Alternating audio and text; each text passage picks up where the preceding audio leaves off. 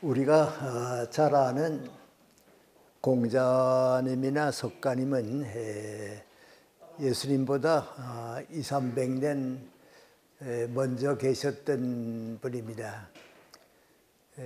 그런데 공자님의 제자들은 다 그 시대의 훌륭한 학자들, 정치 지도자들이었기 때문에 공자님은 제자들한테 말씀하실 때 아주 높은 수준의 얘기를 하십니다.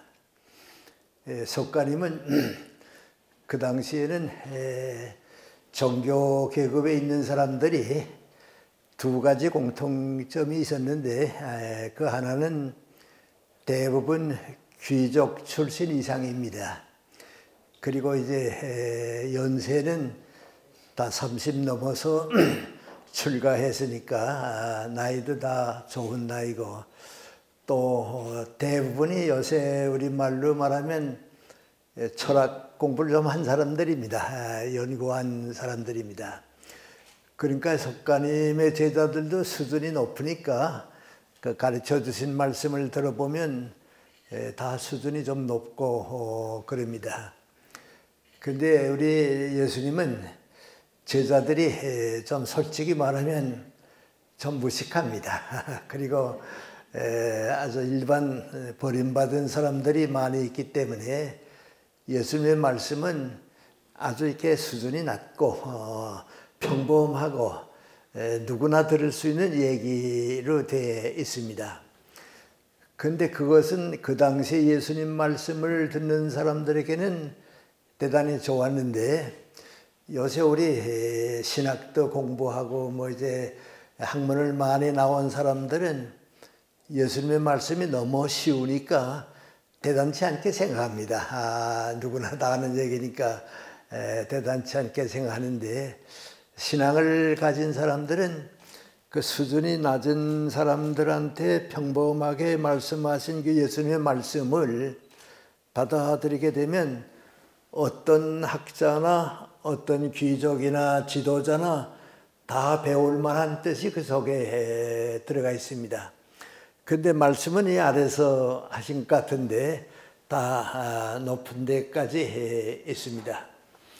그리고 바울 사도가 이제 예수님의 말씀을 체계화해서 우리 신학도 생기고 그랬는데, 바울 사도의 말씀을 가만히 이렇게 읽어보면 일부분은 어느 점은 그 시대로 끝나는 말씀입니다. 그러니까 그 시대가 지났기 때문에 이젠 우리하고는 좀 상관이 없는 것 같다 하는 내용들이 많이 있습니다. 그런데 예수님의 말씀은 아주 쉬운 말씀인데 1000년이 지나도 2000년이 지나도 진리로 받아들일 수 있는 말씀입니다. 그래서 우리가 예수님의 말씀을 마태복음 6장 31절에서 이제 그 마지막 부분을 보면 우리 인생관에 대한 가치관에 대한 얘기가 거기에 깔려 있는데 아주 쉽게 말씀하십니다. 너희들 무엇을 먹을까 무엇을 입을까 이런 걱정을 많이 하는데 그건 꼭 있어야 한다, 또 필요하다. 그러나 그것이 인생의 목적은 아니다. 그리고 또 그것이 인생의 전부는 아니다. 그걸 목적으로 생각하고 인생의 전부라고 생각하게 되면 사람은 빈손으로 왔다 빈손으로 가는 것이 되니까 그의 목적을 삼지는 말아라, 그 얘기입니다. 그런데 우리가 인생을 살아가는 많은 사람들이 사는 건데 아주 쉽게 말씀드리면 민관이 무엇을 소유할까 하는 생각, 소유가 인생의 목적이고 전부다 하는 생각을 하게 되면 소유한 것 같지만은 훌륭하게 된 것 같지만은 아무 의미가 없다 말이죠. 빈손으로 가게 되고 만다. 그러니까 먹고 입고 이 의식주의 문제가 대단히 소중하지만은 그걸 목적으로는 살지 말아라, 그 뜻입니다. 그런데 사람들은 이제 그걸 배우는 것이 아니고 깨달아서 살아야 하는데 그 사는 과정은 어떤 사람은 빨리 깨닫습니다마는 신앙을 가진 사람의 입장에서 볼 때는 아주 쉽습니다. 그런데 신앙을 못 가진 사람들은 신학자가 되고 훌륭한 교회 지도자가 된 것 같아도 목적을 잃어버리게 됩니다. 그것이 이제 중요합니다. 저는 이 교회에서 우리 가족들이 자랐기 때문에 제 얘기, 우리 집안 얘기를 좀 말씀드린데요. 제가 연세대학교 처음 오면서 이제 이사 와서 산 곳이 바로 요 아래입니다. 그런데 그래도 적더라도 대학 교수 봉급이면 가정 정계 생활은 괜찮았겠지, 다 그렇게 생각하는데 사실 전 그렇지 못했습니다. 왜냐하면 어린애들을 6을 키웠는데요. 다 교육을 해야 하고요. 6.25 전쟁 이후에는 고등학교, 대학에 갈 연령의 동생들이 또 3씩이나 내리고요. 어머님까지 오시고 그랬습니다. 그러니까 부양가족이 자그마치 10명입니다. 그러니까 학교 봉급 가지고서는 무척 고생했습니다. 그러니까 모든 생각이 뭔가 하니 돈 벌어야지 말이죠. 수입이 있어야지. 그렇지 않으면 생활할 수가 없으니까요. 그래서 뭐든지 수입이었습니다. 만약에 내가 내 아내 보고 무슨 얘기하다가 두 군데서 강연 부탁이 왔는데 어디 갈까? 그러면 내 아내 대답은 그걸 왜 걱정하느냐고, 돈 많이 주는 데 가지 왜 걱정하냐고 그랬습니다. 그래서 수입을 늘리려고 하니까 이제 다른 대학에 강사로 많이 갔는데요.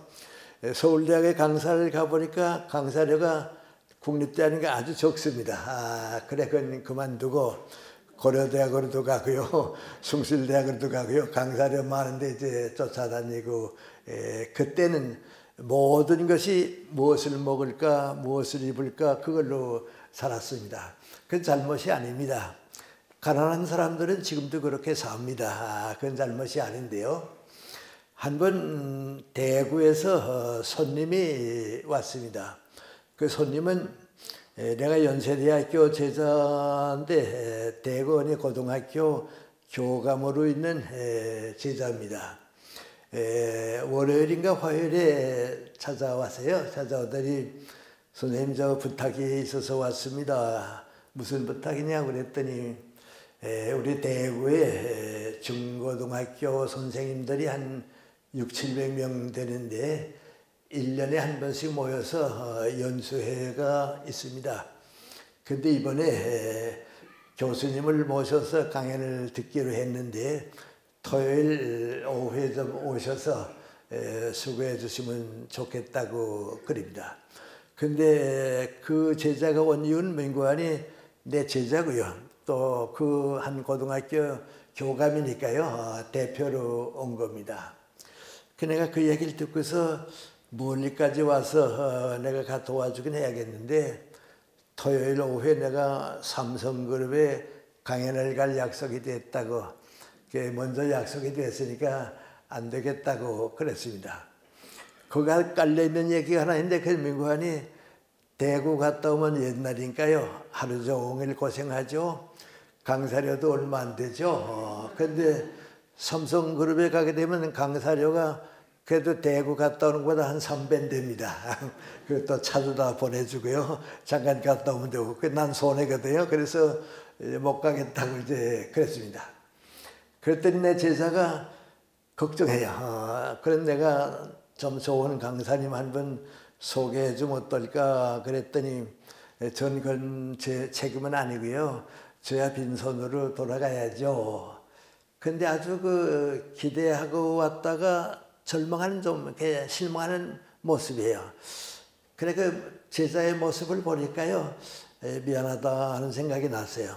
그건 조금 기다려보라고 내가 삼성그룹에 어디 전화를 걸어서 안 되긴 하겠지만 혹시 될지도 모르니까 양해가 가면 이제 대구에 가겠다고. 그래서 삼성그룹에 전화를 걸었는데 양해가 됐습니다. 그래서 대구로 가기로 약속을 했습니다. 옆에서 내 아내가 그걸 들었습니다. 그러더니 나보고 하는 말이 뭔가하니 그건 왜 허락했냐고 말이죠. 고생하고 돈도 안 되고 말이죠. 그렇게 이제 가난하게 좀 고생했습니다. 어쨌든 토요일 날 이제 대학을 다녀왔습니다. 저녁에 서울역에 내려서 버스를 타고 이제 집으로 오면서 생각을 해봤습니다. 만약에 지금과 같이 돈이 인생의 목적이고 무엇이든지 수입이 인생의 목적이다, 그렇게 한 평생을 다 살아가게 되면 내 인생이 무엇 되느냐 말이죠. 차라리 사업을 해서 돈을 벌든지 하지, 뭔가 내가 좀 잘못됐단 말이죠. 또 그래도 내가 교회 다니고 신앙인이라고 생각했는데 예수님의 뜻은 이거하고는 다르다 말이죠. 그래, 그때 내가 이제 결정한 게 뭐니, 앞으로는 수입이 많다 적다 하는 생각보다는 무슨 일이 더 중요하냐 하는 일을 사랑해라. 그거 인생이지. 수입만 따라다닌다고 하면 성경 말씀엔 이방인이라고 그랬죠. 그러니까 더 소중한 일을 찾아라 말이죠. 그 다음부터는 이제 무슨 일이 생기면 무슨 일이 더 중요할까, 이 일을 위해서 일의 가치를 찾아서 일하게 됐습니다. 그리고 한 20년쯤 사니까요, 돈이 아쉬워서 살았던 때보다도 일을 더 소중히 여기고 살았던 때가 수입도 더 많아지는 것 같아요. 또 그게 당연한 게 인생 이제 그렇게 됐습니다. 그래서 이제 전 경제 생활은 좀 안정하게 됐는데요. 80을 맞이하면서 이렇게 가만 생각을 해보니까요, 내가 신앙인이 아니라고 하면 열심히 일하고 일의 대가가 있으니까 괜찮은데, 그렇지 않은 좀 더 높은 인생관이 있어야 하지 않는가 말이죠. 그때 예수님의 뜻이 무엇인가 하고 생각해 봅니다. 그때 예수님의 뜻은 무엇인가 하니, 너를 위해서는 적게 가지고 될 수 있는 대로 많은 것을 사회에 베풀어라.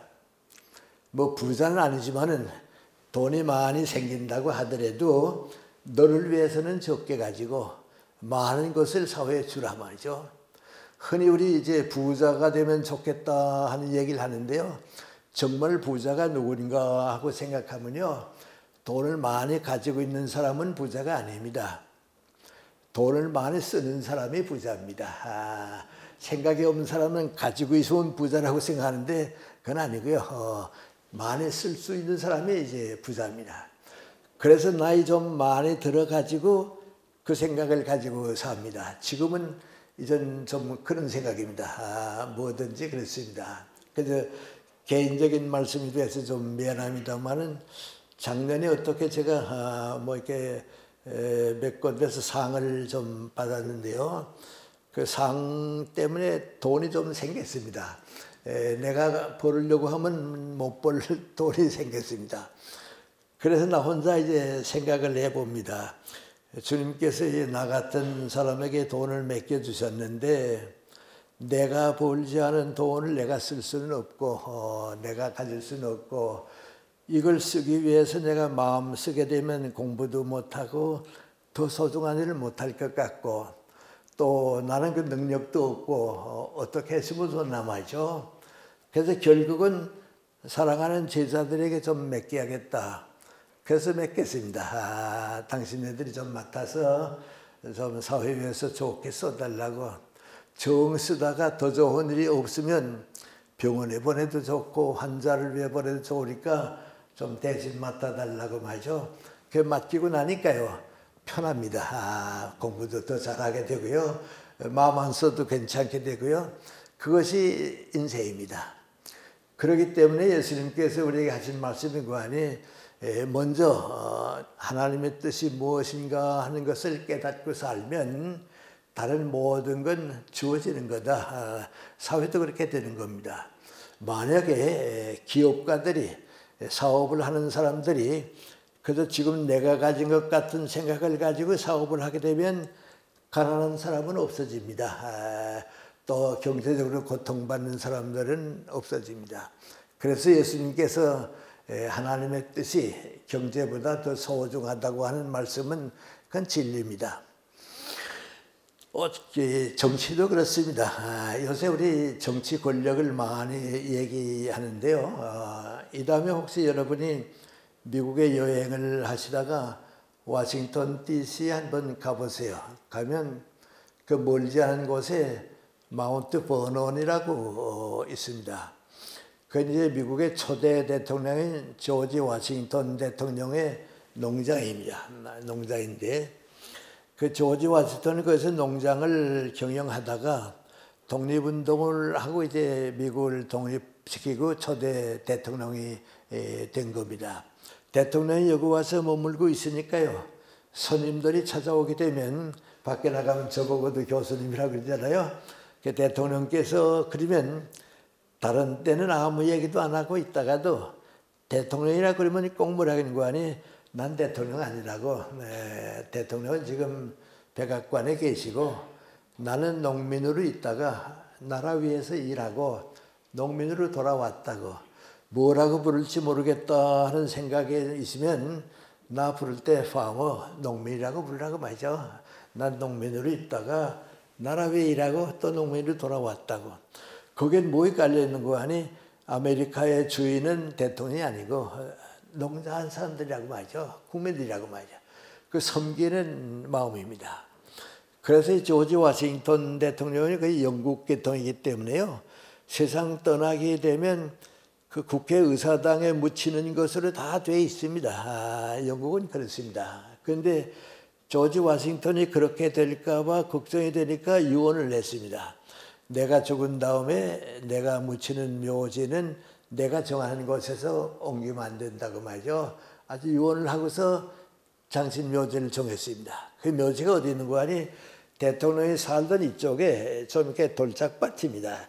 아주 그 쓸모없는 농사 못진 돌짝밭인데 거기에 이제 잠들었습니다. 지금도 거기 가게 되면요. 호위하는 군인 둘이 이제 총 메고 있고 이제 그럽니다. 매 차례 국회의사당으로 옮겨오려고 생각했는데 그 대통령의 유지가 너무 강하기 때문에 못 옮기고 있습니다.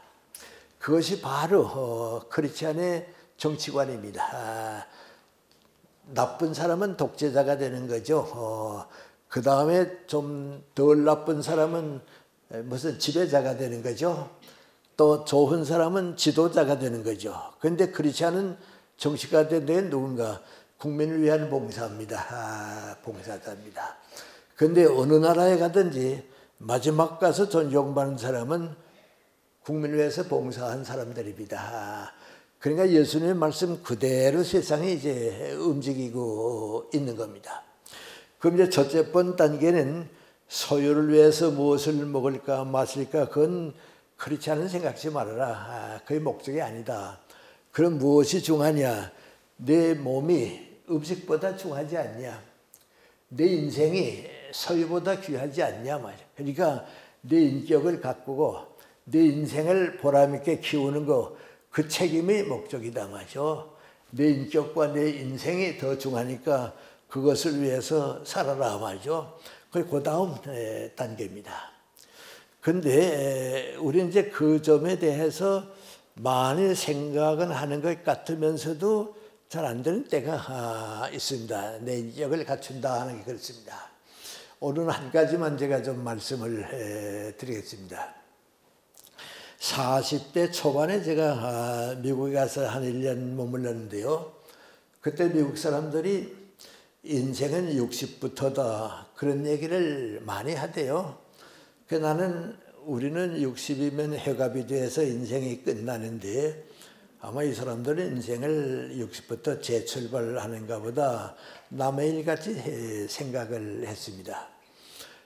그리고 또 한 20년쯤 지나니까 내가 60대가 됐습니다. 일본서 뭐 여러 가지 얘기가 들려오고 일본에 가보게 되면 이 사람들은 이런 걱정을 하고 있구나 하는 생각을 하는데요. 그 사람들은 무슨 얘기를 하는 거 아니? 제2의 인생이라고 하는 말을 이제 많이 합니다. 그건 무슨 뜻이냐면 이제 60쯤 되게 되면 자녀들은 다 독립해 나가니까 어머니도 가정으로부터는 해방됩니다. 남자들도 60쯤 되게 되면 대체 우리 교수들이 오래 간다고 해도 65세 되면 이제 정년퇴직이니까 직장에서 해방됩니다. 그렇게 되게 되면 사회인으로 다시 태어납니다. 가정이나 직장인이 아니고 사회인으로 다시 태어나는데 그 60대인데 그럼 그 60쯤 됐을 때는 어떻게 하는가? 제2의 인생을 시작하는 사람은 70, 80, 90까지 갈 수 있고 그걸 시작하지 않고 내버리는 사람은 나는 이제 늙었다 하고 나니까 처음 단계 인생만 있고 제2의 단계는 없단 말이죠. 인생의 절반은 못 산다 그겁니다. 그럼 어떻게 하면 되느냐? 세 가지를 그 사람들 보통 얘기했어요. 뭐 이렇게 여론을 보니까요.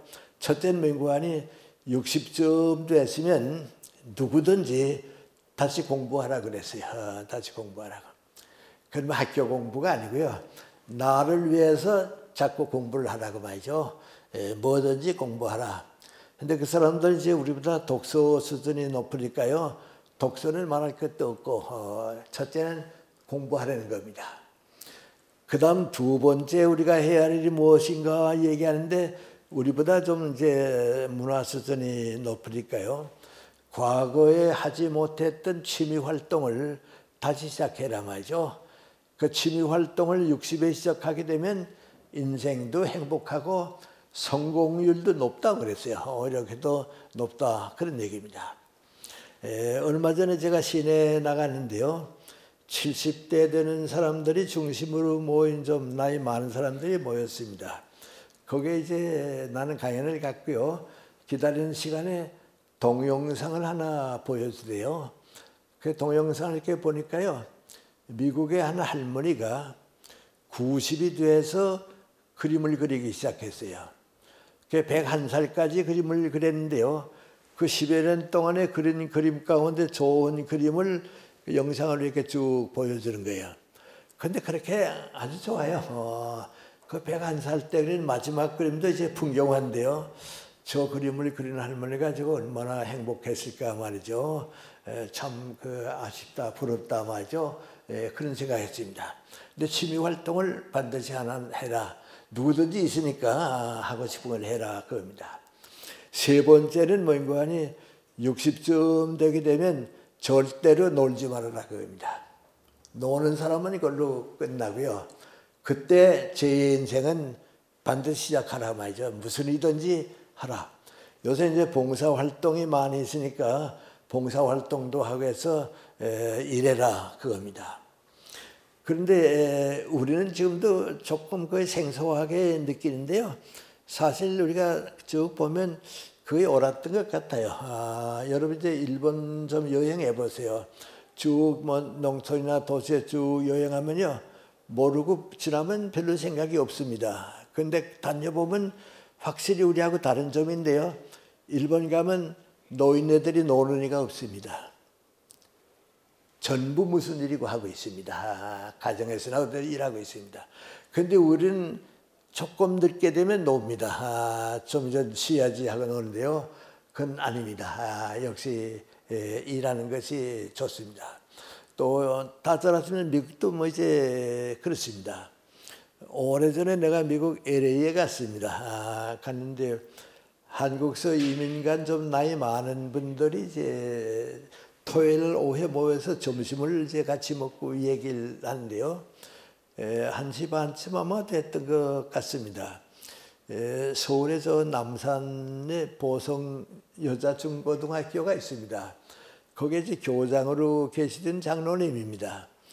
그분이 이제 같이 쭉 얘기를 하다가 끝날 시간도 안 됐는데 내 옆에 오더니 선생님 미안합니다 그래요. 무슨 말씀이세요? 그랬더니 좀 더 같이 얘기하고 시간 가졌으면 좋겠는데요. 저 일하러 갈 시간이 돼서 저는 먼저 가야겠습니다. 그래요? 아니 그 나이에 무슨 일하러 가세요? 연금으로 사는데 뭐 일하러 가세요? 그랬더니 여기 오니까 미국 와서 쭉 살아보니까 노는 사람이 바보입니다. 그래.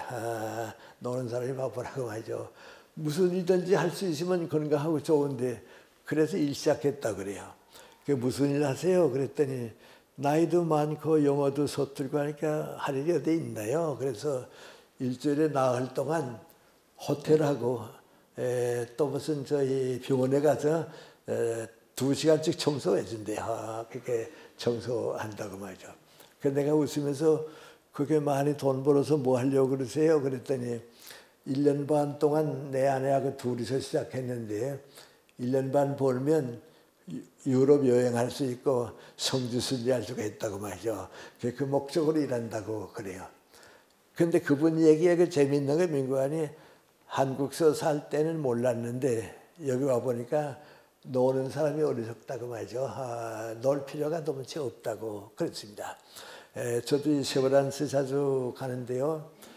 주부님들이 와서 이제 봉사 활동하는데요. 그 봉사 활동 하는 분하고 안 하고 집에 있은 분하고 다릅니다. 교육 수준이 높아도요. 노은 사람은 수준이 떨어지고요. 봉사하는 사람은 행복해지게 됩니다. 그래서 이제 일본 사람들이 저희의 인생을 얘기하고 있었습니다. 그리고 또 한 20년쯤 지나니까 내가 이제 80이 넘게 됐습니다. 한 번 국회의사당에 무슨 볼일이 있어서 갔더니 내 친구인 안병욱 선생, 김태길 선생도 나오셨어요. 우리 셋이 어떻게 나왔어요.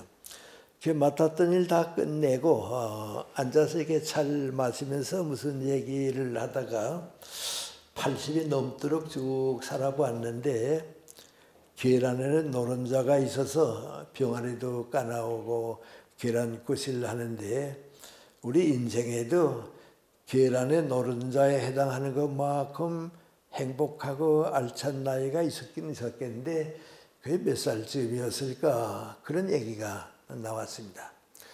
다들 처음에는 50부터 아니었을까 그런 생각을 했는데요. 50대가 끝날 때까지는 일은 많이 합니다. 일은 많이 하지만은 더불어 살아야 하고요. 주어진 일을 해야 하니까 한 인간으로서 충분히 성숙하지는 못합니다. 아주 쉽게 말하면 좀 미숙합니다. 그런데 60쯤 되고 나니까 내가 나를 믿을 수 있고 사회를 보는 눈도 생기게 되고 지도자로서의 자격도 갖추는 것 같고 사회인으로서 내가 내 인생을 이전 살아도 되겠다 하는 건 공자님 말씀도 그렇지만 60은 돼야겠더라고 말이죠. 60부터가 제일 좋았던 것 같다. 그럼 60부터 언제까지냐? 60에서 시작해서 성장하는 동안 내가 성장하는 동안은 좋은 나이였고 행복했는데 75세까지는 다 성장하더라. 그러니까 60에서 75세까지가 제일 행복하고 보람있고 좋은 나이였던 것 같다 말이죠. 나도 우리 그 두 분 친구와 마찬가지로 그랬던 것 같다고 말이죠. 그 나이가 제일 좋았다고. 그런데 이제 문제는 60에서 75세까지 성장했으면 그게 얼마나 연장하느냐가 문제입니다. 얼마나 연장하는 게 문제인데 다들 노력한 사람은 80대 후반까지는 다 가더라 말이죠. 우리 김수환 추기경도 87세에 돌아가시는데요. 86세까지는 좋은 지도자가 돼 있었고요. 김태길 선생은 89세에 돌아가는데요.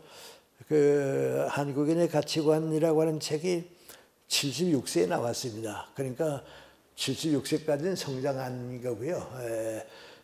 88세까지도 뭐 쭉 일했어요. 안병욱 선생은 마지막 텔레비전에 나온 거에 92세 때요. 방송국에 가지는 못했는데요. 와서 녹화한 걸 봤는데 좀 목소리도 아주 카랑카랑하고요. 아주 여러 가지 좋아 보여요. 그러니까 이제 75세까지 성장해서 80대 후반까지는 이제 누가 성장하다. 그거 제2의 인생이다 말이죠. 그걸 60에서 시작하는 사람은 그까지 가고 못하는 사람은 거기에 머문다. 그겁니다. 그 생각입니다. 그런데 이제 문제는 우리는 그렇게 생각하는데 다른 사람들도 그걸 인정해 줘야 할 거 아닙니까? 공감이 있어야 할 거 아닙니까? 다른 사람은 어떤가 그런 생각도 해봤는데요. 다들 생각을 안 해보니까 그렇지 또 말을 안 하지 다 그렇게 인정하는 것 같아요. 그런 것 같아요. 내가 75, 6세 됐을 때입니다. 내 또래에 이제 우리 은퇴한 교수들이 뭐 앉아서 얘기하다 누가 영문과 어느 교수가 이번에 회갑이 됐다고 그래요. 그러니까 같은 영문과 출신의 선배 교수가 그 얘기를 듣더니 그 친구 봐. 철도 안 들었는데 회갑부터 됐네. 그래요. 그 누구예요? 자기 얘기가 돼요. 나도 60이 되니까 남은 늙었다 그러는데 철도 안 들었다 맞아. 그 얘기야. 하고 76세 되는 것도 난 그럴 것 같아요. 우리 정석회 교수님이 이제 92세인가 3세쯤 됐을 때입니다. 제가 모시고서 이제 어디 가게 됐습니다. 차를 타고 이렇게 둘이서 쭉 이제 뒤에 앉아서 가는데요. 한참 가시다가 나보고 가만히 있자 김 교수가 연세가 어떻게 됐더라 그러세요. 그래서 76세입니다. 그랬더니 아무 말도 안 하대요. 한참 있더니 뭐라 그러고 하니 좋은 나이 올시다 그래요. 좋은 나이 올시다. 나도 그런 나이가 있었는데 말이죠. 그 얘기입니다. 그 보면요. 역시 제 인생은 우리에게 주어질 수 있고 또 주어져야 한다 하는 생각을 해서 좋을 것 같습니다. 근데 이제 그렇게 하려고 하면, 그렇게 하려고 하게 되면 책임이 하나 뒤따릅니다. 그러면 뭐하니 60쯤 된 다음에는 내가 나를 키워야 합니다. 남이 나를 키워주는 건 없고요. 내가 나를 이제 키워주는데 그 키우는 것이 마치 무엇과 같은가 아주 쉽게 말하면 콩나물에 물을 주는 것 같다. 저는 그렇게 생각합니다. 콩나물에 물을 주면 새로운 물을 받아서 또 흘려보내고 또 받아 흘려보내고 자꾸 흘려보냅니다. 그동안에 콩나물이 이제 자라게 됩니다. 그런데 물을 안 주게 되면 말라버립니다. 그런데 대부분 60이 넘으면 내가 나를 키우지 않습니다. 이제 나이도 들고 쉬려고 그러는데요. 그건 잘못된 생각입니다. 내가 나를 이제 키워야 합니다. 그런데 뭐 이렇게 오늘 그 얘기 하려고 하는 건 아니었습니다만은 한 가지 이제 걱정스러운 게 있는데요. 어떤 사람들이냐 하면 콩나물에 물을 줘서 자꾸 흘러보낼 바에는 큰 그릇에다가 물을 떠다 놓고 거기 콩나물을 잠가 놓으면 뭐 물 안 줘도 되지 않냐. 그렇게 생각하는 사람이 있습니다. 그렇게 되면 콩나물이 썩어버립니다. 그런데 그렇게 어리석은 생각을 하는 사람이 없을 것 같은데 우리 주변에 많이 있습니다. 아주 많이 있습니다. 길게 설명은 못하겠습니다만 그 가운데 한 그룹 사람들은 누구 아니 좌파 정치가들이 그렇습니다. 바로 우리 연세대학교가 그 이제 학생운동절 그 운동권 학생이 제일 많이 자란 곳이고요. 그때 내가 거기 있었기 때문에 지금 기억하는데요. 그때 이제 그 운동권 학생들이 지금 청와대에 많이 가 있고 정치 열심히 하는 나이가 있는데요. 그 사람들은 170년 전에 칼 마크스가 얘기해준 공산당 정책을 170년이 지난 오늘도 그대로 해야 한다고 생각합니다. 그 방식은 절대이기 때문에 그건 뭐 그 사람들에게선 예수님의 말씀과 마찬가지로 절대라고 생각하니까요. 그대로 해야 한다고 믿습니다. 그러니까 정치가 자꾸 뒤로 물러납니다. 소련이 그래서 끝났죠. 중공이 그래서 후진국가가 됐죠. 지금 북한 하나밖에 남은 거 없는데요. 북한도 썩어버립니다. 둬두면 말이죠. 그런데 그걸 그대로 믿고 있습니다. 그건 바꿔야 합니다. 170년 동안에 많이 바뀌었습니다. 나는 그런 얘기합니다. 오래전에는요. 한 60년쯤 될까요? 그전에는요. 서울에서 부산 가려고 하면 어떻게 가면 되느냐. 그러면 누구나 다 똑같이 서울서 기차를 타고 대전으로 해서 대구를 거쳐서 삼양진 거쳐서 부산 간다. 그것밖에 없었습니다.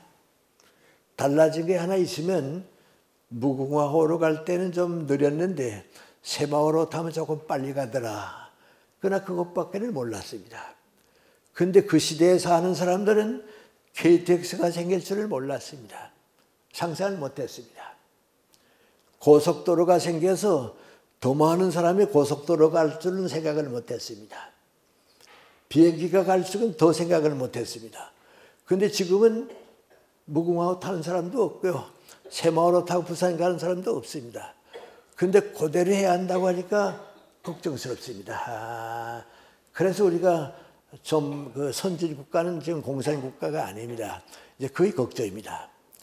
그 다음에 이제 또 하나 걱정은요, 미안합니다. 우리입니다. 우리인데요. 우리는 예수님의 말씀이 미래를 위해 있지 과거를 위해 있지 않습니다. 예수님의 목적은, 삶의 목적은 교회를 위해 있는 게 아니고 하느님의 나라를 위해서 있습니다. 그런데 그걸 못 가지니까 말이죠. 자꾸 과거로 돌아갑니다. 과거로 돌아가면 상황성, 환경적인 게 남지 예수님의 진리가 남지를 못합니다. 제일 그 가운데 하나만 내가 말씀드릴까요? 우리 십계명은 기독교에서 아주 중요하게 생각합니다. 그 십계명 가운데 처음에 셋은 하나님께 속하는 건데요. 옛날 자연신을 숭배하던 때 생각하니까 지금하고는 달랐습니다. 또 5계명에서 10계명까지 6계명 그건 윤리와 도덕 법인데요. 그건 어느 사회나 다 가지고 있는 겁니다. 그러니까 이제 문제가 되는 것 제4계명 안식일 계명이 하나님과 인간과의 관계지. 이젠 그 처음에 3계명은 자연신 섬길 때고요. 지금 우상은 그 우상이 아닙니다. 지금 우상은 가치관입니다. 무엇을 목적으로 사느냐, 목적을 잘못 생각하는 겁니다. 나머지는 어느 나라나 다른 나라 다 있는 겁니다. 그런데 그 안식일이 그렇게 중요한데 예수님께서 뭐라고 했습니까? 안식일이 너희들 위해 있는 것이지 사람이 안식일 위해 있는 게 아니다 그랬습니다. 그렇게 소중한 계명인데 그건 과거에 속하는 거다. 그 따라가게 되면 너희가 구속을 받고 너희가 인간적으로 성장하지 못하고 너 인격이 자라지 못하니까 그건 너희들 위해 있는 거지 안식일 위해 너희가 있는 거 아니다 그랬습니다. 그런데 우리 교회가 거기에 빠졌습니다. 그래서 성장을 못합니다. 그러니까 한번 믿게 되면 전부 그 안에 있습니다. 얼마 전에 어느 우리 연세대학교 철준 목사님이 나하고 무슨 얘기하다 그래요.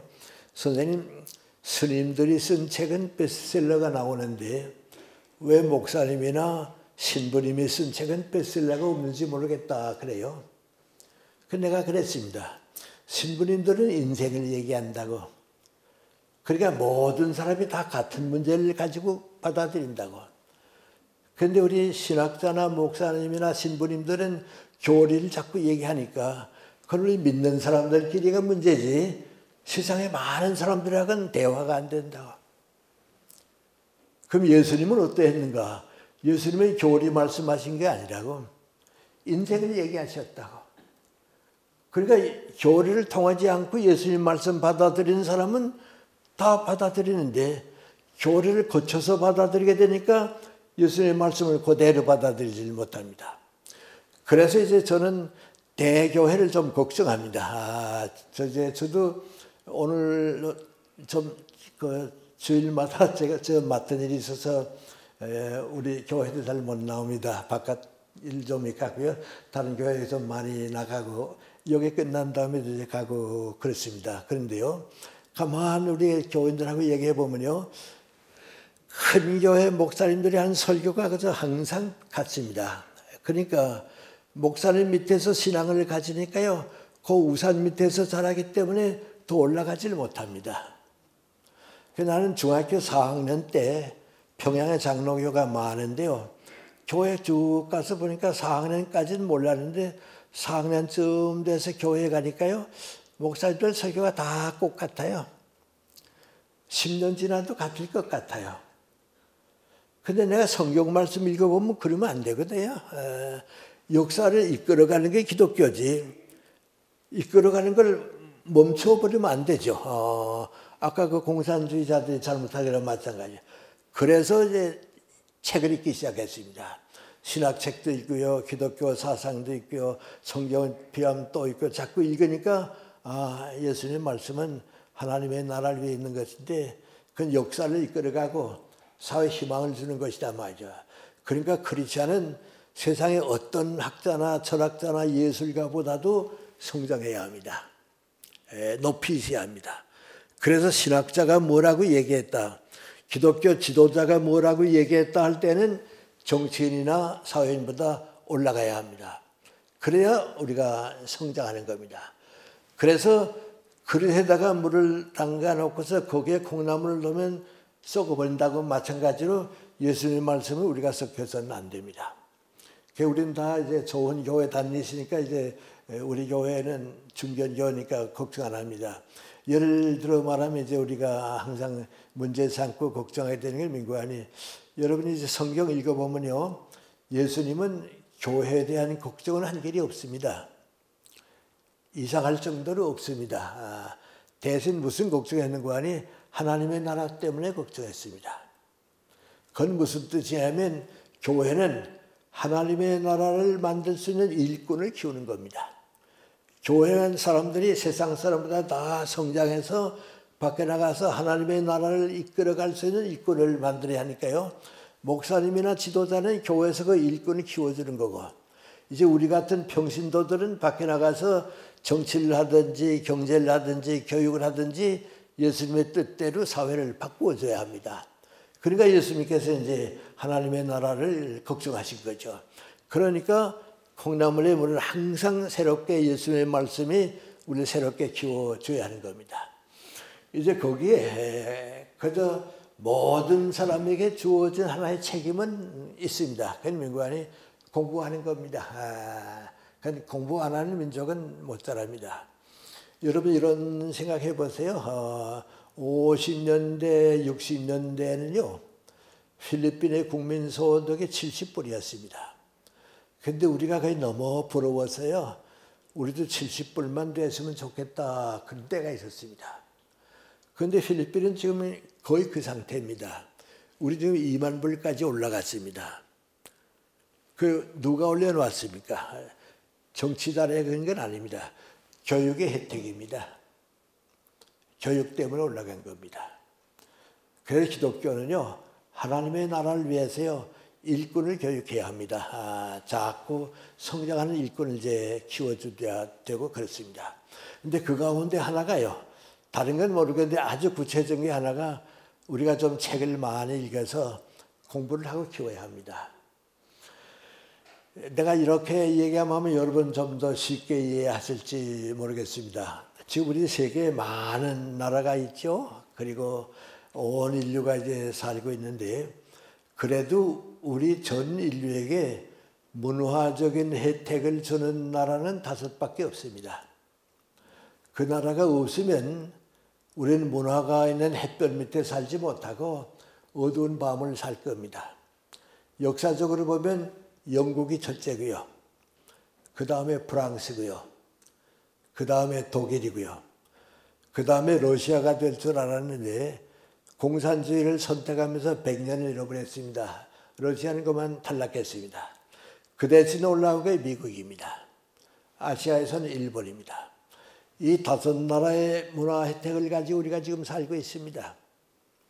근데 그 5나라가 여행을 해봐도 느끼는 게 하나 있는데요. 국민의 절대 다수가 100년 이상 독서한 나라들입니다. 지금도 그렇습니다. 그 5나라가 독서를 했기 때문에 문화의 토양을 심어주었습니다. 거기에 이제 나무도 자라고 꽃도 자라고 열매를 맺게 된 겁니다. 이탈리아나 스페인이나 포르투갈은 영국보다 앞서 올라갔던 나라들입니다. 근데 독서를 안 했기 때문에 떨어졌습니다. 아메리카 여행을 해보면요, 캐나다가 있고 미국이 있고 멕시코가 있죠. 이 멕시코에서부터 시작해서 저 브라질까지 가봐도 여행을 해봐도 독서하는 나라가 없습니다. 앞으로 100년 지나도요, 그 나라 사람들이 문화의 혜택을 주지는 못합니다. 아프리카는 뭐 말할 것도 없고요. 아시아는 어떻게 됐는가? 일본뿐입니다. 그리고 그 다음에 이제 올라가는 나라가 중국하고 우리하고였습니다. 그런데 중국이 공산주의 국가가 되면서 독서를 포기했습니다. 모택도의 큰 실수가 바로 거기에 있습니다. 그런데 우리는 지금 계속하고 있었어요. 아시아에서는 지금 일본 다음엔 우리입니다. 근데 우리도 오래 독서한 나라는 절대 아닙니다. 나는 좀 오래전부터 이제 경험하니까 압니다만요. 우리나라가 이제 독서를 시작한 것은요. 춘원 이광수 씨, 육당 최남선 선생 그때부터입니다. 이제 그때에 서울에 있는 제국대학, 일본 제국대학에 가는 학생은 수가 적고요. 많은 학생들이 일본 가서 공부했습니다.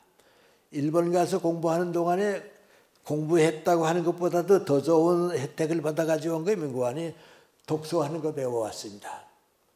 그때부터 이제 신문도 생기고 월간지도 생기고 책 읽는 사회가 됐습니다. 근데 이제 우리나라는 교육이 잘못돼서 학교는 많아도 독서는 못했습니다. 해방이 되고 나니까요. 우리 젊은이들이 미국 갔다 오고 구라파 갔다 왔는데요. 구라파 갔다 온 사람들하고 미국 갔다 온 사람들은 다 독서를 합니다. 지금 그 힘으로 이끌어가고 있습니다. 저는 일본 다음에 우리라고 생각합니다. 그 우리가 성장하는데요. 제일 제가 좀 이런 걱정을 하는 거 우리 교회에 나오시는 분들은요. 60 넘은 분들이 좀 독서했으면 좋겠어요. 그 후배에게 모범도 보여주고요. 나도 성장하고요. 근데 우리도 60 넘어서 독서하는 데는 거의 없습니다. 그러다 여러분이 미국 같은 데 가보세요. 나이 많은 사람들이 책을 더 많이 읽습니다. 시간 여유가 생겼거든요. 그 이제 국민이 성장하는 겁니다. 그 다음에 시간이 별로 없으니까 그래서 한 가지만 더 추가해 말씀드리겠는데요. 신앙인이 된다 하는 건 무엇을 말하는가? 하나님의 나라가 이 땅 위에 이루어지기 위해서 우리 사회에 대한 관심을 가져야 합니다. 사회에 대해서 걱정을 좀 많이 하는 겁니다. 그래서 나만 잘 살면 된다. 그건 아닙니다. 제가 14살 났을 때 이제 중학생이 됐습니다. 중학교에 이제 합격을 하고서 시골 집으로 와서 아버지한테 나 중학교 합격했더라고 그랬습니다. 우리 아버님이 그날은 아무 말씀도 안 하시고요. 그 다음 날인가 그 다음 날인데 저녁 때 내 너한테 할 얘기가 있다 그러세요. 내가 중학생이 됐다 하니까 내가 하는 얘기인데 너 이제부터 인생을 살아갈 때 나와 내 가정 걱정만 쭉 하면서 살게 되면 내가 가정만큼밖에 성장을 못한다. 직장을 가졌을 때 직장을 위해서 모든 정성을 바치고 최선의 노력을 다하고 친구들과 더불어 열심히 일하게 되면 너 자신이 그 직장만큼 성장하고 사회적으로 성장한다. 지역사회 지도자가 된다. 그런데 꼭 같은 사람이 항상 민족과 국가를 걱정하면서 살게 되면 그 사람은 자기도 모르는 동안에 민족 국가의 지도자만큼 성장할 수 있단다. 그 얘기입니다. 철이 없었을 때 나는 이건 잘 몰랐어요. 나이 들면서 가만 생각해 보니까요. 우리 아버님의 그 말씀이 가장 적절한 기독교 정신이에요. 지금 생각해보면 그 이상 확실한 기독교 신앙이 없어요. 네 인생을 살아가게 되면 나라 위해서 걱정해라 말이죠. 그건 하나님의 나라죠. 근데 우리 아버님은 옛날 분이기 때문에 학교 교육은 전혀 받으시지 못했는데 그 말씀을 왜 하셨는가? 교회에서 자라시기 때문에 그렇습니다. 우리 아버님은 기독교를 그렇게 이해했습니다. 근데 제가 이제 연세대학교 와서 이제 본격적인 직장 생활을 시작했는데요. 지금은 안 그럴 겁니다. 내가 처음 갔을 땐 좀 그랬습니다. 우리 교수님들이 이제 많이 계신데요. 상당히 많은 교수님들이 연세대학교를 위해서 내가 무엇으로 도움을 줄까 그 생각보다는요. 연세대학교로부터 내가 무엇을 얻을 수 있는가 그걸 더 많이 생각하는 것 같아요. 물론 봉급도 올라가고 보너스도 올라가면 좋죠. 그러나 등록금을 못 내서 고생하는 학생들이 있다는 걸 다 알고 있거든요. 근데 그건 걱정 안 해요. 또 감투쓰면 또 좋죠. 근데 나보다 더 유능한 사람이 있으면 될 텐데 그걸 내가 빼앗아 가졌다면 학교에 대해서 손해라는 생각은 또 안 해요. 그러니까 뭐든지 내가 중심이에요. 그런 사람들은 이제 65세가 돼서 정년퇴직하죠. 그러면 대학이 잊어버려요. 대학이 우리 식구라고 생각을 안 하고 잊어버려요. 사회 나가도 할 일이 없어요. 나 왜 살았거든요. 근데 같은 연세대학교 교수로 있는데 나보다는 학교 걱정을 더 많이 하고 학교를 위해서 희생도 하고 노력한 사람들은 대학의 주인이 돼요. 처장도 되고 학장도 되고 마지막 총다도 되고 그래요. 또 학자가 돼요. 왜요? 교수로서의 의무니까요. 그래요. 그런데 이런 사람들은요. 65세가 돼서 정년퇴직을 쭉 하게 되면 연세대학교와 더불어 머물어요. 명예도 연세대학교와 더불어 얻고요. 뭐 연세대학교 학장 지낸 분이다, 총장 지낸 분이다, 어느 과에 무슨 교수였다, 연세대학교와 더불어 남아요. 그런데 교수 생활 이렇게 쭉 해보면요. 학장도 아니고 무슨 총장도 아니고 저 평교수인데 만나보게 되면요. 언제나 민족과 국가를 걱정하는 교수들이 들어있어요. 수는 적지만 들어있어요. 그런데 이런 분들은요. 65세가 돼서 정년퇴직하고 나도요. 전부 사회에서 일해요. 왜요? 사회가 그분 필요로 하거든요. 난 가장 행복하게 생각하는 가운데 아까 우리 좀 말씀도 그랬지만 그 친구인 안병옥 선생, 김태길 선생 다 우리 동갑입니다. 50년 동안 우정을 가지고 살았고요. 같은 분야에 쭉 일해왔습니다. 근데 그분들과 더불어 함께 50년 동안 살았다고 하는 거 그 이상 행복이 없어요. 근데 항상 그분들 만나보면 이제 여러분 가운데 그분들 만나보면요. 60될 때까지는 학문하는 걱정이에요. 60 넘은 다음엔 나라 걱정이에요. 언제나 나라 걱정이에요. 그런데 그분들은요. 정년퇴직하고 나서도요. 세상 떠날 때까지 다 이래요. 전부 다 이래요. 학교에서 봉급 안 받아도요. 일이 많으니까 일의 대가가 있으니까요. 다 가난하지도 않아요. 존경받고 살아요. 나는 그 친구들과 더불어 같이 살 때 말이죠. 이것이 나는 크리스찬이고요. 그 두 분은 이제 후에 크리스찬이 되고 이제 그립니다만은 이것이 내 친구들이 나보다도 더 크리스찬답게 산다. 그런 적 해봐요. 왜요? 성실하게 인생을 살았거든요. 최선을 다해서 인생을 살았거든요. 그래서 얘기가 났으니까 말씀드립니다. 한번 안병옥 선생한테서 나한테 전화가 왔어요. 김생 우리 셋이서 50년 동안 우정을 가지고 쭉 일해왔는데 우리 세 사람이 함께 모여서 좀 즐거운 시간도 가지고 뭐 좋은 시간도 가져본 시간은 거의 없네. 그래서 일에만 매달려서 떨어져 살았지. 더 늦기 전에 1년에 한 두세 번이라도 모여서 우리끼리 좀 차도 마시고 점심도 같이 먹고 즐거운 시간 좀 가지면 어떨까 그래요. 나도 그러자고 말이죠. 내가 김태일씨한테 전화 걸게. 그 김태일씨한테 전화 걸었어요. 나도 그렇고 안생 생각도 그런데 우리 1년에 며칠은 만나면 어떨까요? 그랬습니다. 그랬더니 김태일씨의 전화를 받고 가만히 있더니 한참 있더니 그거 한 가지는 괜찮은데 또 다른 생각은 안 하는 것 같다. 그래요. 또 다른 생각이 뭔데요? 그랬더니 우린 지금 우리가 늙었다고 생각 안 해. 그래도 세상 사람들은 다 이제 우리 곧 갈 사람으로 알아.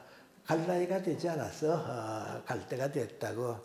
그래서 이렇게 열심히 일하다가 누구 한 사람 먼저 갔다 하면 그랬구나 하고 보내면 괜찮은데 이제 정을 잔뜩 쌓았다가 누구 한 사람 먼저 가봐. 가는 사람이야 모르지. 보내고 남는 사람이 마음이 얼마나 아플지 생각해 봤어. 그거 힘들다고. 그걸 왜 만나려고 그래? 난 반대야 그래요. 그들 한 말이 마지막에 누구 남을 텐데 누가 마지막 남을지 모르는데 그 생각도 마지막 남은 사람이 없을 것 같다 생각해 봤어 그래요. 그것도 또 그렇대요. 그래서 안 만나기로 하고 말았어요. 그냥 그러죠.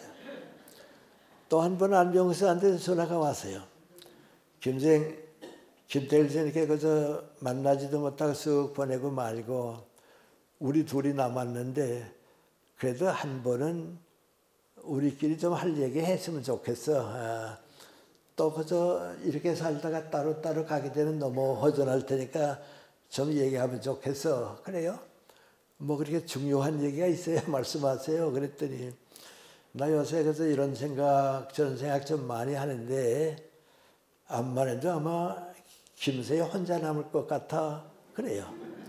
왜요? 건강이 좋지 않으세요? 그랬더니 아니 건강이 아니고 그래서 여러 가지 생각해 보는데 김새 혼자 남을 것 같아. 그래서 좀 이런 얘기 저런 얘기 좀 해보고 싶어서 그래. 뭐 어떻게 꼭 이혼하려고 그러는 것 같아요. 친구를 써서 뭐 이혼하려는 것 같아요. 그래서 제가 뭐 우리 얘기 안 해도 다 아는데 꼭 그런 얘기 해야 되나 그랬더니 그것도 그렇지. 그래도 한 번은 좀 그저 얘기하고 싶었더래서 나도 좀 마음이 좀 무겁대요. 그래서 그래 이 다음에 우리 또 만나면 또 얘기하죠. 그저 오늘은 그만해도 될 것 같고 하니까 그래 다 그래도 마음이 편해 얘기하니까 말이죠. 그 전화를 끊고서 안선생이 나한테 무슨 얘기 하고 싶었나 하고 생각했는데 두 가지예요. 우리 다 가고 혼자 남아도 너무 힘들어하지 마세요. 그러다 인생에 주어진 길인 걸 어떡하나 말이죠. 두 번째는 김선 나보다 정신력이 강하니까 우리가 남기고 가는 일 다 마무리해 줄 거는 믿겠어. 그 얘기예요. 그건 뭐 틀림없어요. 근데 그러고 다른 생도 또 갔어요. 지금 나 혼자 남았거든요. 그 뭐 지방에 가야도 좀 많이 가고 이제 그런데요. 전부 만나는 사람마다 하는 말이 뭐니 안생 참 고마운 분이었다고. 오늘도 그러지 않았어요? 고마운 분이었다고 말이죠. 김태일생 참 고마운 분이었다고요. 그 쭉 살고 보니까요. 내가 나를 위해서 한 일은 남는 게 없어요. 그러니까 무엇을 먹을까 입을까 그 생각만 하고 산 사람은 빈손으로 갈 수밖에 없어. 남는 게 없어요. 더불어 산 건 행복해요. 그 우리 크리스천들이요. 신앙에 같이 일하는 사람들이 좀 이렇게 더불어 살 줄 알아야 돼요. 어려움도 함께 나누고요. 행복도 함께 하고요. 우리 예배 시간까지는 다 그래서 더불어 사는 행복해요. 그런데 우리 신앙적으로 말하면 하나님의 나라를 위해서 걱정하는 것. 세상의 말을 빌리게 되면 민족과 국가를 위해 걱정하는 마음은 남아요. 그 마음이 남아요. 그 마음을 세상 사람들은 뭘로 표현하는지 아세요? 고맙습니다. 감사합니다. 우리 위해서 수고 많이 해주셨습니다. 그게 남는 거예요. 그 인사를 받을 수 있는 사람이 가장 크리스천답게 산 사람이에요. 그래서 그것이 이제 누구나 다 똑같이 살면서도 하나님의 나라를 위해서 내 인생을 산 사람들이 주님과 더불어 받을 수 있는 영광이에요. 그래서 우리가 예수님의 말씀을 너무 그저 쉽게 말씀하시니까 쉽게 받아들이지 말고 하나님께서 원하시는 뜻을 우리가 받아들일 수 있어야 할 것 같아요. 근데 뭐 결론 비슷한 얘기 하나 말씀드릴까요? 여러 해 전에 제가 어느 대학에서 상을 하나 좀 받게 됐어요. 그런데 다 결정하고 이제 받으라고 그러니까 받으러 가긴 가는데요. 내가 뭐 특별한 업적이 있는 것도 아니죠. 또 남다른 무슨 뭐 직책을 맡은 것도 없죠. 나보다 훌륭한 사람도 많이 있는데 내게 상을 준다 하니까 좀 많이 어깨도 무겁고요. 그래도 뭐 받아야지. 근데 받을 만한 조건이 뭔가 가만 생각해 보니까요. 하나밖에 없어요. 그 내가 그 상 받으면서 그랬어요. 나 상 받을 자격은 없는데 그래서 자그마한 거 하나 있다고. 건민관이 오래 사시느라고 고생을 많이 했습니다. 아마 그래서 쓰는 것 같다고 말이죠. 그건 내가 받겠다고 그랬어요. 나만큼 오래 사는 사람도 지금 보니까 좀 적어요. 그 오래 사는 것만큼 또 만큼 고생 많이 한 사람도 없어요. 제일 어려운 때 살았거든요. 근데 지금 다 지나고 보니까요. 무엇이 행복이었는가? 무엇이 예수님과 같이 산 사람에게 주는 예수님의 사랑이었는가? 사랑이 있는 고생을 많이 한 사람이 행복이에요. 고생을 많이 하면 그건 억울하죠. 예. 고해와 같은 세상이죠. 그러나 사랑이 있는 고생을 한 사람은 누구보다도 행복하고요. 그렇게 산 분 가운데 가장 앞장선 분이 누구하니 예수님이에요. 우리를 많이 사랑 가지고 고생하시고요. 십자가까지 지시고요. 그래서 그분을 우리가 존경하고 그런 것 같아요. 그 여러분이 미안합니다만요. 더 늦기 전에요. 좀 사랑이 있는 짐을 많이 지세요. 그게 행복이에요. 한 10년 전에 내가 미국에 갔습니다. 다 우리 교회에서 자랐는데요. 거기에 전에 큰딸이 있고 막내딸하고 바로 위에 딸 셋이 있습니다. 내가 이번엔 좀 시간이 있어서 한 2달 가게 되니까 아버지 전에는 오시면 그저 바쁘게 일만 하고 가시는데 이번에는 한 열흘 여행 좀 같이 하자고 말이죠. 다 시간 짜놨어요. 그러자고. 여행을 이제 같이 하는데요. 한 번 여행하는 도중에 저녁을 먹고 커피를 이렇게 쭉 마시고 있는데 막내딸이 그래요. 막내딸이 아버지 왜 나 요새 엄마 생각을 해보는데요. 엄마가 조금만 더 지혜로웠으면 그렇게 안 해도 되는 고생을 너무 많이 했다고 그래요.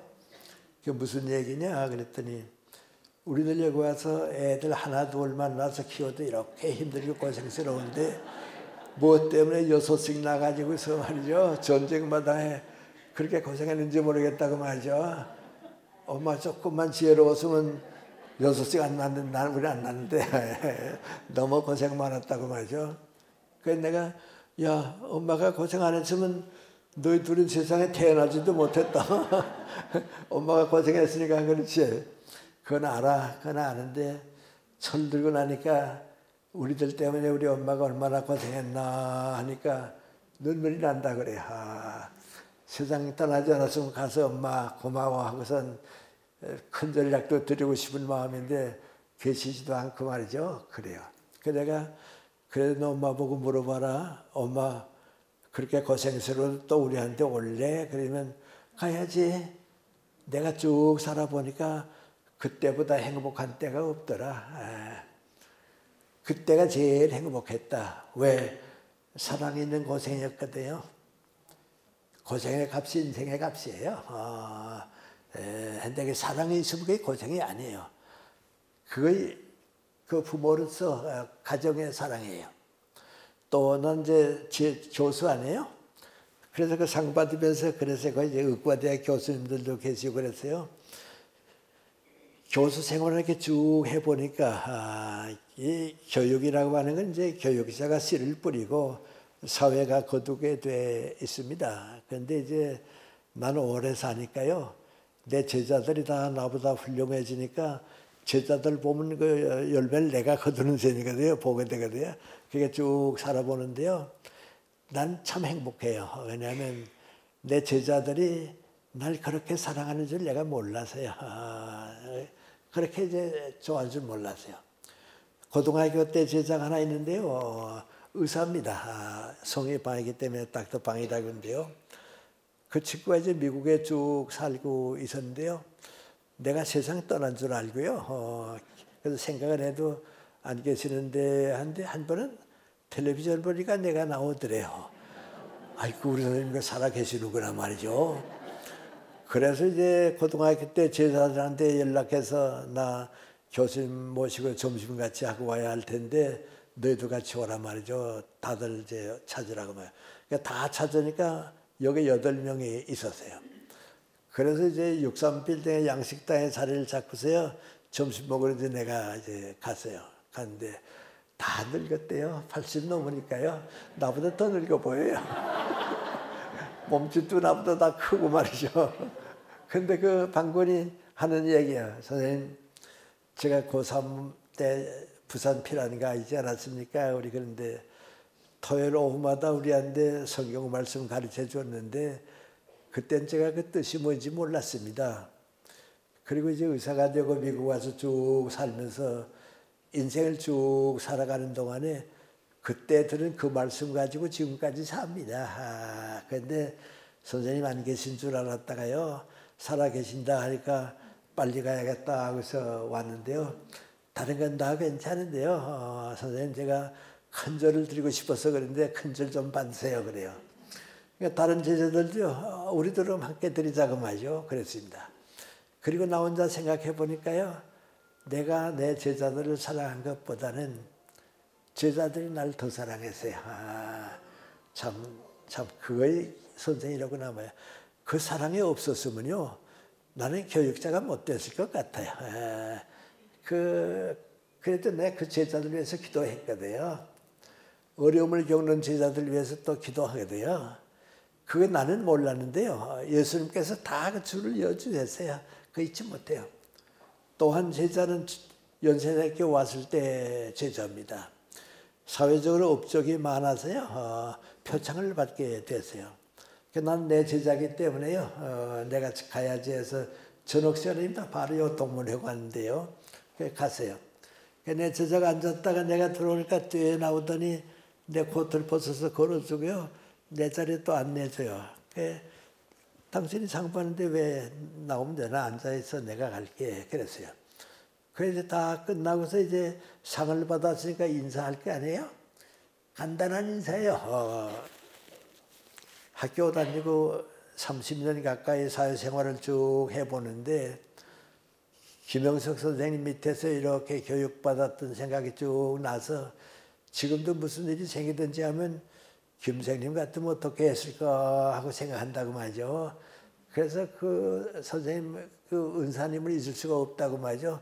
공개적으로 그 얘기를 해요. 그래서 난 속으로 난 저자위에서 한 일이 없는데 그래도 내 마음을 알아주는구나 그랬어요. 다 끝나게 되니까요. 먼저 가면서 내일 배웠더니 내가 나이 많으니까요. 내 귀에 갖다 대고 선생님 내 얘기 들리세요? 그래요. 들리지? 그랬더니 제가 선생님 바바리 코트에요. 봉투지 하나 넣어드렸는데요. 용돈을 좀 쓰세요. 제가 기회가 없었는데요. 좀 허물 말고 쓰세요. 그래서 고마워 그랬습니다. 갔어요. 그래 보니까 집에 와서 보니까 그 겉에 두툼한 봉투지가 있어요. 나 혼자 생각해요. 그래서 인생이 다른 게 아니라구나. 어렸을 때는 세뱃돈 받는 재미에 살고 90이 넘으면 용돈 받는 재미에 살아요. 여러분요. 극히 소수를 제외하고는요. 90 넘으면 용돈보다 고마운 거 없어요. 90 넘으면 수입이 없거든요. 그러니까 그저 용돈 고맙구나. 그리고 가만 생각해 보니까요. 내가 내 제자를 사랑한 것보다는 내 제자들이 나를 더 사랑했어요. 그러니까 내가 행복해요. 그 여러분도 이제 예수님의 뒤를 따라간다고 하는 건 무엇인가? 예수님의 사랑을 내가 받았기 때문에 그 사랑을 피곤하고 고생스럽고 어렵더라도 될 수 있는 대로 많은 사람에게 나누어주는 노력, 고생, 그거 행복이에요. 우리 크리스찬에게는 그 이상의 행복이 없어요. 그 예수님께서 그런 마음을 가지고 사는 우리들과 함께 계세요. 오늘 여러분이 좀 이렇게 여러 가지 신앙생활의 과거를 가져오셨는데요. 예수님의 사랑을 내가 받은 것만큼 많은 사람들에게 나누어주는 것이 피곤하고 어렵더라도 그 이상 더 큰 행복도 없고 그것이 예수님의 기쁨이 되신다 하는 생각을 하게 되면요. 나이 들었더라도 우리 신앙생활에 새로운 출발을 할 수 있지 않을까 그런 생각을 좀 함께 가져주시기 바랍니다. 고맙습니다.